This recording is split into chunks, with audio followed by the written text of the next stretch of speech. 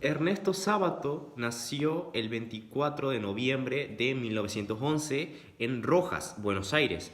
Estudió también en la universidad de esa provincia física, pero se dedicó a la literatura. Es muy conocido por ser un escritor, obviamente, también pintor y ensayista. Sus obras son mundialmente reconocidas por abordar temas sobre todo existencialistas y lo que lo llevó a ganar un premio nacional de literatura en 1984. Por último, lamentablemente, murió a sus 100 años en 2011, el 30 de abril. Hablemos del contenido principal de la historia. Como personajes principales tenemos a Juan Pablo Castel, que es nuestro narrador, el cual nos cuenta la historia de su crimen. Luego tenemos a María, la cual es la víctima de nuestro protagonista y su amante. Tenemos a Allende, que es el marido de la misma y es ciego, y este ignora completamente lo que hay entre Juan Pablo y su esposa. Y por último tenemos a Luis Hunter, el cual vive una estancia alejada en el campo con María. Cabe recalcar que nuestro protagonista y este personaje se llegan a conocer y a despreciar un poco. El espacio en el que sucede esta historia no es identificado textualmente, pero podemos llegar a comprender que es una ciudad urbana parecida a la de Buenos Aires. El tiempo en el que se desarrolla la historia es 1940 y produce una línea de tiempo lineal y que solamente va al pasado o vemos el pasado de nuestro protagonista para entender mejor su situación. También tenemos al narrador, el cual es en primera persona y es Juan Pablo Castel, ya que esto va a permitir poder comprender mejor a este personaje y ver su forma de entender el mundo. Y por último tenemos la estructura, la cual cuenta con diversos capítulos cortos. El túnel de Ernesto Sábato, escrito en 1948, presenta un contexto histórico de posguerra y el auge de la literatura existencialista latina. En esa época, nuestro país estaba atravesando por el fin de la Segunda Guerra Mundial y esto provocó algunos cambios, sobre todo políticos y en los pensamientos de los habitantes de nuestro país. Cabe recalcar que en 1946 Perón fue electo como presidente de nuestro país y también gobernó en 1948, en el año en el que se publicó nuestra obra. Este gobierno fue muy importante, ya que impulsó diferentes medidas políticas y sociales para mejorar las condiciones laborales de los trabajadores y poder expandir un poco más nuestra economía.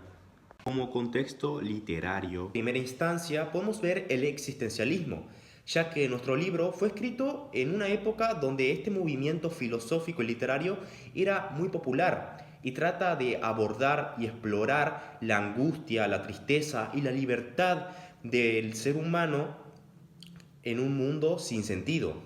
Luego tenemos la literatura psicológica, también un movimiento muy famoso en esta época y trata de explorar la mente de nuestros protagonistas. En este caso, exploramos la de Juan Carlos Castel y podemos ver reflejados sus problemas mentales, como sobrepensar e imaginar escenarios ficticios que nunca conllevan la realidad. Por último tenemos otras influencias literarias, ya que Ernesto Sábato, al escribir esta obra, fue influenciado por el realismo y la literatura contemporánea argentina, gracias a autores como Borges o Casares.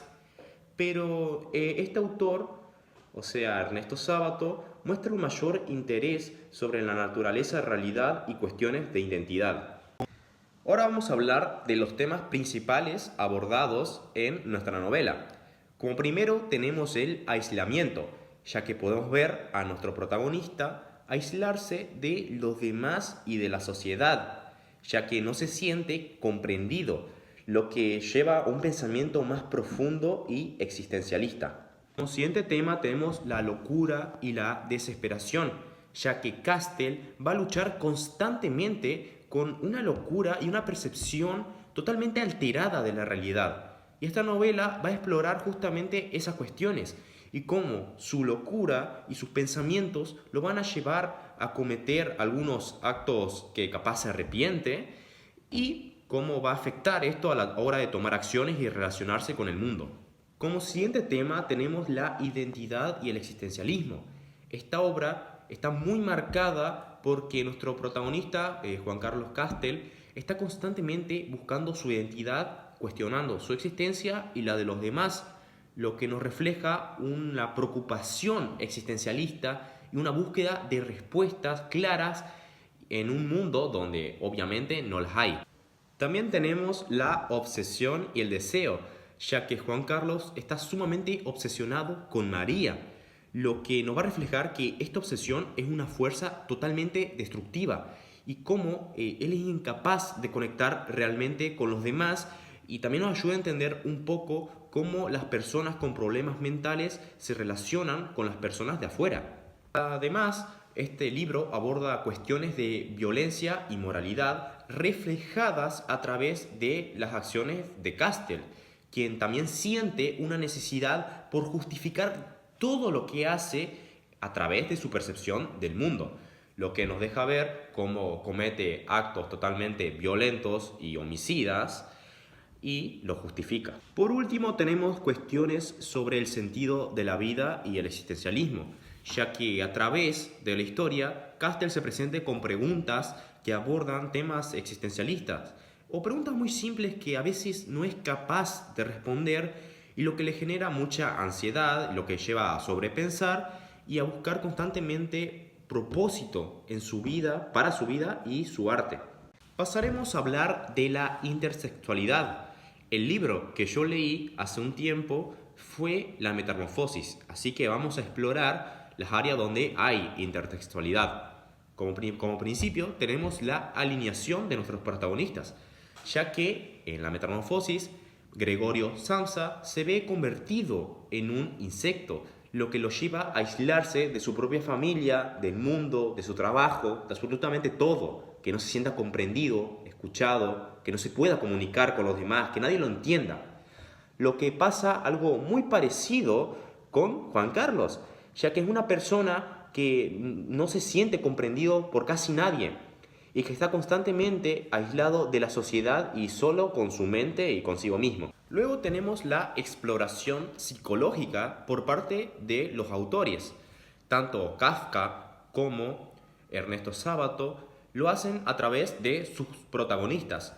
Por un lado, Frank lo hace a través de Gregor Samsa, quien nos refleja sus conflictos internos, su angustia y todo a causa de su transformación a insecto. Por otro lado, nuestro autor del túnel no lo hace a través de la mente perturbada de Juan Carlos y cómo sus pensamientos obsesivos y su percepción alterada de la realidad lo va a destruir mentalmente y otras causas. Por otro lado, tenemos la sensación de encierro, ya que por un lado, en la Metamorfosis, Gregorio Samsa se siente encerrado en su propia habitación, en su casa, y Juan Carlos, en el túnel, se siente sumamente aislado en su propia mente. Por último, tenemos cuestiones existencialistas. Por un lado, en la Metamorfosis se ve reflejado a través de la absurda transformación del protagonista y la falta de sentido en su vida como humano, en su vida anterior. Por otro lado, Juan Carlos lo demuestra a través de su aislamiento mental que tiene consigo mismo y con los demás, y cómo esto lo va a llevar a buscarle un propósito a su vida, a su arte y a la existencia de los demás y a cuestionar la misma. Otra intersexualidad que se produce entre el túnel y la náusea de Jean-Paul Sartre es a través de temas existenciales, ya que Juan Pablo en el túnel se ve totalmente abrumado por sus pensamientos y lo que lo lleva a buscar respuestas a su propia existencia. Y pasa algo muy parecido con el protagonista de la náusea, ya que también se siente no comprendido y también quiere buscar un sentido a su propia vida. También se produce a través del absurdismo, ya que en ambas historias los dos protagonistas